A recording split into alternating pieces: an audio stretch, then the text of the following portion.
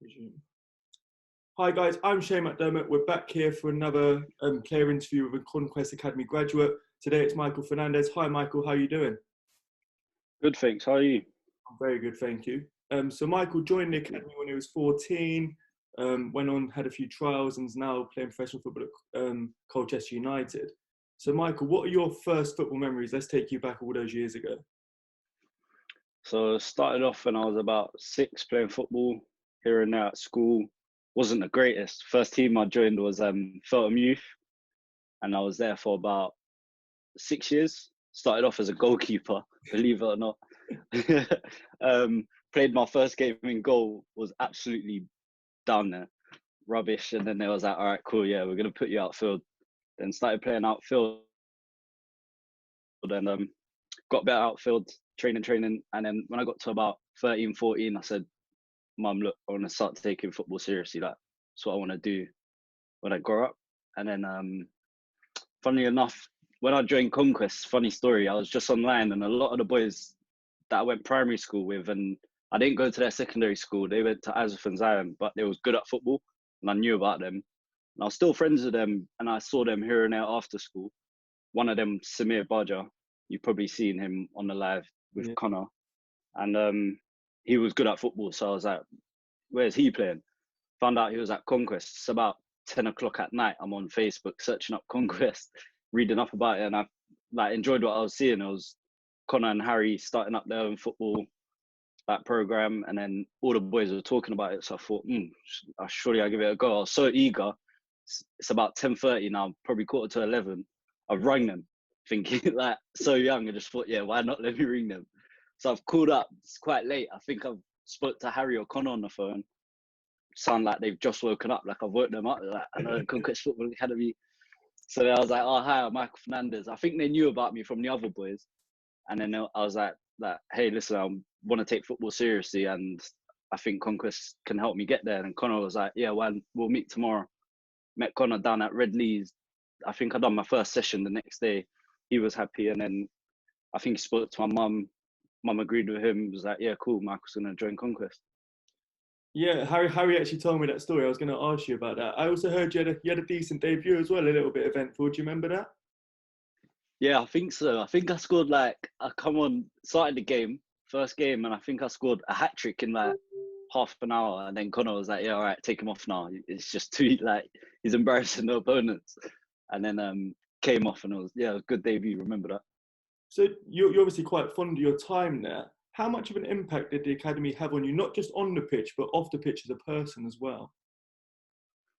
Major impact. I mean, I'm not sure if Connor or Harry told you, but before I joined Conquest, I wasn't the greatest kid, like behavior-wise. At school, was struggling, like didn't have the best manners. And to be fair, hands up to Connor and Harry, and the coaches at Conquest at the time. They helped me like get my head down and said, like, listen, you need to change. If you want to go to where you want to go to, as I asked them to take me, it was like, yeah, you're gonna have to fix it on and off the pitch. And then within a year, saw major changes in my life outside and in football, and it made me a better person, not just a better footballer, but a better person. Like some of the things I was getting into outside of football wasn't the greatest, and Connor was just on me constantly, saying like, Michael, you need to fix this. You've got great ability, we can see it, but off the pitch, you need to fix this. And I just listened to him, to be fair. That's important though, isn't it? Because it's all sort of a journey and getting to a certain finish point. But so many little things go into that, don't they? That if everything's not 100% there, then you can struggle. Yeah, exactly. At the time, I think I had a very serious conversation with Connor. I said to him, like, listen, you've got the power to make me a professional footballer. Like, you've got the knowledge, you've got all your licenses to coach me and teach me like things outside of football that I need to fix. And I said to him, like, please, could you help me? And he was like, if you want me to do that, you need to dedicate yourself to this dream. And then came to that agreement. And literally from that day onwards, my life changed around. Connor was sending me home programs. So literally I was coming home from school, doing this program, filling it out, and then boom, take it to Connor. He'll sign it off every single day. That's really good. And I know after that, you obviously went and played for Farnborough for a bit. How big of that was that for you in terms of playing in front of a bit of a bigger crowd and stuff like that? To be fair, the first thought of joining Farnborough, like I was kind of not scared. I wouldn't say scared, but I was kind of weary about it. I was like, oh, I don't really want to go to non-league. Like I want to play professional football. But prior to that, I think I went on a few trials, and as Toby said, like trials is hard because sometimes a team takes you on trial, and not necessarily what they're looking for, or there's too many players in your position, but they still have a look. And even at Colchester now, when I see players come in, sometimes I know the players already. I know their ability. I know how good they are, and it's like they don't get a fair chance because the club are thinking more things like, is he going to be better than the player playing his position currently, or is he going to play for our first team? And so many more factors go into it than just coming in on trial and just performing okay. Like, so it was a bit hard. And then when I went to Farnborough, it's a different stage. So if you play well, you get noticed by other teams, and it's not necessarily come in on trial. It's, can we buy this player? So then we tried that way, and that way worked, to be fair.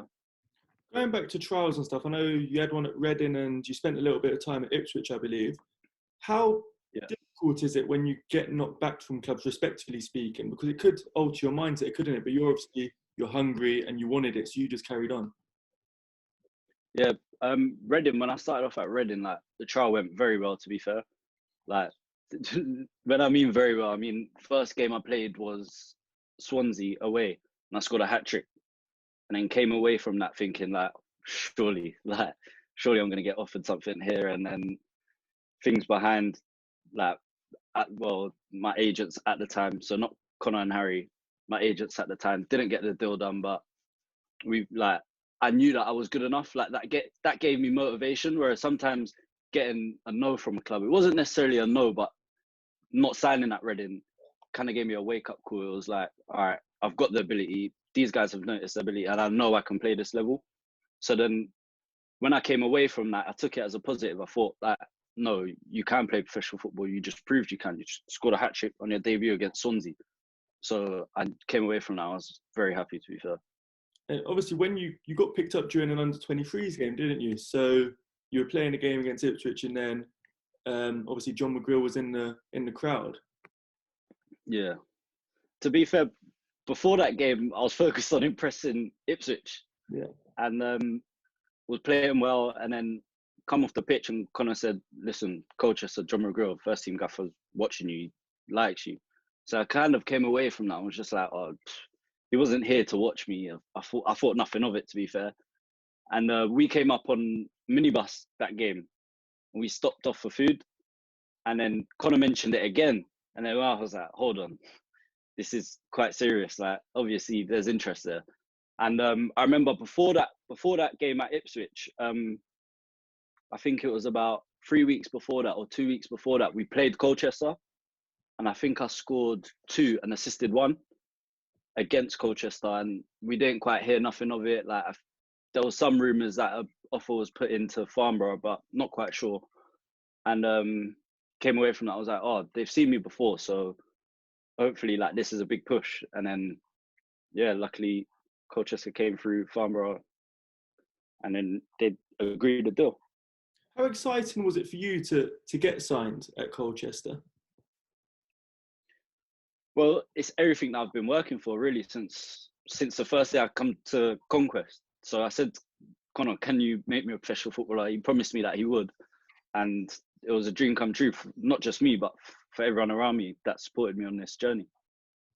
And you've been there about 9 months now in your first season. Obviously, it's been halted by the whole coronavirus. But how have you found your time there in the transition into professional football?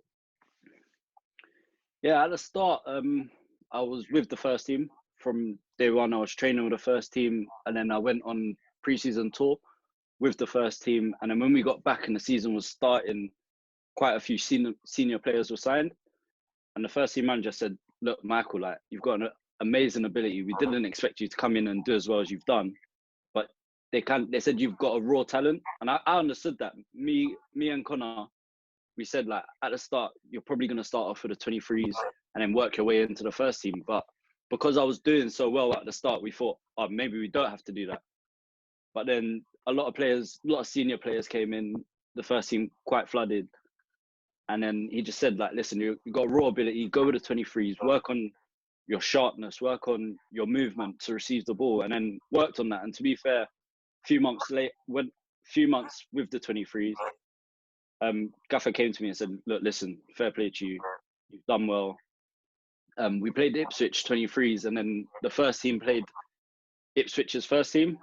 And then Gaffer said to me, like, listen, Ipswich have been asking about you, asking how you're doing. And I said, look, listen, we told him to go work on these things. He's come back, he's worked on it. And then Gaffer told me about that conversation. So gave me good motivation to move on. And then I've been with the first team as of late and just waiting for my chance, to be fair. And obviously, there's a lot of good experience in that squad. You've got Frank Noble, who obviously played at West Ham for a while, and Newton Norris scores goals wherever he goes at that sort of level. How do you find it brushing shoulders with guys like that, and do you just want to soak everything up like a sponge? Yeah, to be fair, them players that you just mentioned they help me a lot in training, especially even on the way to games. Like, even though I know I might not be in the squad or I might not be in the bench, they're still telling me, like, do this around the building. When you're on the pitch, movements to receive, they're always giving me tips on things to do. It's all about hard work, isn't it? So you've got this far now, but to get to that next level, breaking into the first team, making your mark in League Two, that's all hard work and perseverance, isn't it? Yeah, of course. I was built off of hard work, to be fair. Getting all them no's on trials and that, it was just motivating me more and more. And then it finally paid off. So, like, I know that's what I need to do to get results. So now that's all I think about it. So when something's not going well, it's all right, we resort back to hard work harder, get back into shape, chase the ball down if you lose it, things like that. In the mornings, go in the gym earlier, do your workout and things like that. Yeah. What are the biggest tips you'd sort of give to young players aspiring to sort of go through the journey you've been through so far? To be fair, I'd go back and say my journey would be my conquest days. So, like, I was still in school. About year 11, I'd say, is where I pushed really hard. I mean, me and Samir were waking up at 6 a.m, going to the gym on a school day. me and Samir were doing a gym session before school and going straight to our exams. And then after the exams, leaving school, going to the gym, doing a one-to-one with Connor. Like that they're the things that I remember most. It's the work that I put in. So I'd say my message to the young people trying to get into the professional game is just work harder than everybody around you. So there's loads of kids out there that want to be a professional footballer. What are you doing different to them? Or what are you doing that they're not doing? Even working whilst they're sleeping, like that, them things there, when you're actually doing it, it motivates you more. So not just the motivation of, I want to be a professional footballer, but you also want to be the best person around you, like at what you do. So I'd aim to be the best at what you do. So we'll finish off with a quick fast five. I'll throw out a few questions. You literally, first thing that comes into your head. So first one, what's your favourite cheat meal? My favourite cheat meal, as of being vegan, I'd say a vegan lasagna. And who's your football inspiration and why? Football inspiration, Cristiano Ronaldo, because he's built off of hard work. Who's the best player you've ever played with? Callum Harriott, maybe. If you weren't a footballer, what would you be? I wouldn't like to know. If there's a film about yourself, who would you like to play you and why? A film about myself, who would I like to play? Who would you like to play you? Which actor would you like to play you in the lead role? Will Smith. Legend. Thanks for coming on, Michael. You've been a pleasure to talk to. Good luck in the rest of the season. Cheers, Shane. Thank you. See ya.